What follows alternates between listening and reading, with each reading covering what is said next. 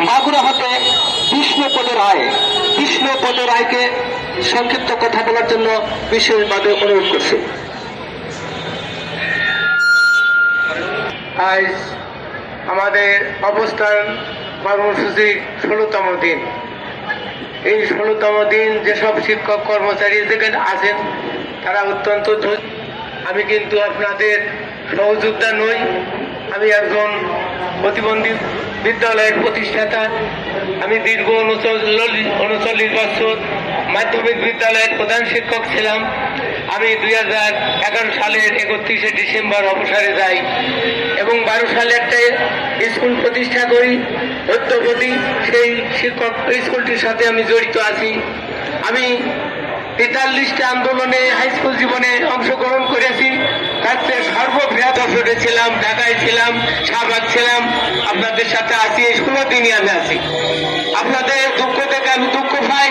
অনেকে বলে কাকা আমি ডিম বেঁচে আসছি, অনেকে বলে দাদা আমার 10টি মুরগি ছিল তার 4টে মরে গেছে আর 6টা বেঁচে আসছি। গতকাল রাত্রির আমার একজন বলল কাকা আমি 16 দিনই আছি, আর কালকে আমার স্ত্রী বলেছে 2 দিন বাড়ি চাল নেই, তার বাড়ি পটুয়াখালী। আমি বলছি যে দেখেন কি দুঃখ আপনাদের, যে চাল নাই বাড়ি, স্ত্রী মোবাইল করেছে তোমার বাড়িতে চাল নেই, তোমার বাচ্চা কাচ্চা কিন্তু আগামী দিন থেকে না খেয়ে থাকবে। অত্যন্ত দুঃখের ব্যাপার। আপনাদের এই ন্যায্য আন্দোলন বর্তমান সরকার মেনে নিচ্ছে না। আমরা নুরুজ্জামানের সময় দেখেছি, আমরা আন্দোলনে গেছি, সেদিকে দীপুমণি শিক্ষামন্ত্রী ছিল, এসে আমাদের তাই পাঠাই দিল যে আমলিগের সময় আর আন্দোলনে নামতে হবে না, আপনাদের সব দাবিদাওয়া পূরণ হবে। যখন 2024 সালের 7ই জানুয়ারি নির্বাচন হলো, আমলিগ সরকার ক্ষমতা এলো, দীপুমণি এলো সমাজ কল্যাণ মন্ত্রী, তখন আমরা মনে করেছিলাম এইবার বোধহয় আমাদের আশা আকাঙ্ক্ষা পূরণ হবে। একদিন কাগজে দেখলাম তিনি বলেছেন প্রতিবন্ধী বিদ্যালয়গুলো একটা ঝুপড়ি ভেঙে বসে আছে, এদের বেতন দেয় কি করে, এরা একটা স্কুল খুলে বাড়ি কাজ করে, বিভিন্ন জায়গায় কামলা দেয়, এই ধরনের মন্তব্য সেই দীপুমণি করেছেন। আপনারা টিভিতে দেখেছেন তিনি ধরা পড়িয়ে বর্তমানে জেলে আছেন, সে জেলে থাকবে। আমলিগের যে নেতা কর্মী ছিল তারা আমাদের কথা দিয়েছিল, তারা স্বীকৃতিটুকু দেয় নাই। আজ আমরা দেশে আছি, তারা নাই। এই মেট্রো রেল তাদের সৃষ্টি, পদ্মা সেতু তাদের সৃষ্টি করেছেন। এদের বরদুয়ায় তাদের অবশ্যই পতন হবে, কারণ আমাদের স্বীকৃতিটুকু যদি দিয়ে দিত তবু আমরা ছেলে মেয়েদের জন্য কত কিছু পাতাম, টিফিন, বই, খাতা, পেন্সিল পাতাম, কিছু অবকাঠামো জিনিসপত্র পাতাম, কিছু বাচ্চারা শিক্ষকের দিকে দুঃখ লাগে। আমি সত্যিকারের 72 সালে স্কুলে ঢুকি, অন্তর্ভুক্ত স্কুলে 2-3 বছর বেশি লাগে নাই।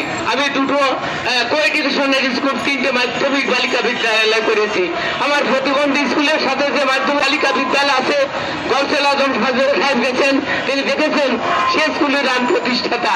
কিন্তু এই স্কুল আজ 2012 সাল থেকে আজ 2025 সালের আমি আন্দোলন করেছি। আমি মাগুরা জেলার শালকে থানার আজীবন সভাপতি ছিলাম এবং আমি কেন্দ্রীয় যে কমিটি ছিল সে কমিটির আমি সদস্য ছিলাম। আমি আন্দোলনে এসে একটা জিনিস আমি লক্ষ্য করেছি, এই যে সভাপতি ইলিয়াস রাজ এবং সম্পাদিকা রিমু খাতুন, এদের যে বলিষ্ঠ কণ্ঠ, এদের যে কর্মকাণ্ড আমাকে স্মরণ করে দেয় সে কামরুজ্জামানের কথা।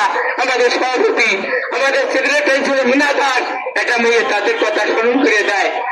আপনাদের ভালো না লাগলেও আমি একটা কথা আমি আজকে বলে যাব, আমি এই ইলিয়াস রাজকে আমি টাইগার বাদী দেব, কারণ তার যে বলিষ্ঠ কণ্ঠভঙ্গি আমি শুনে তাকে আমি টাইগার বাদী দিয়েছি। এবং রিমা খাতুনকে আমি, আপনারা অনেকেই জানেন যে মতিয়া চৌধুরী অগ্নিকন্যা ছিল, আমি আজকে বলে যাব রিমু চৌধুরী অনুষ্ঠানের সম্পাদিকা অগ্নিকন্যা। তার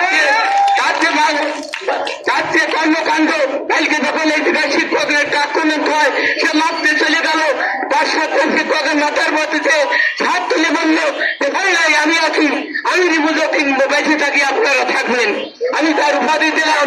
আপনাকে ভালো না লাগলাম বলবো, রিমু হলো অগ্নিকন্যা আর ইলিয়াস রাজ হলো বাংলার বাঘ, ছেলে বাংলা, এবং এটা ফজলুলের মতোই তার চেহারা এবং তার বাসনভঙ্গি, আমি তাকে বলবো সে বাংলার বাঘ।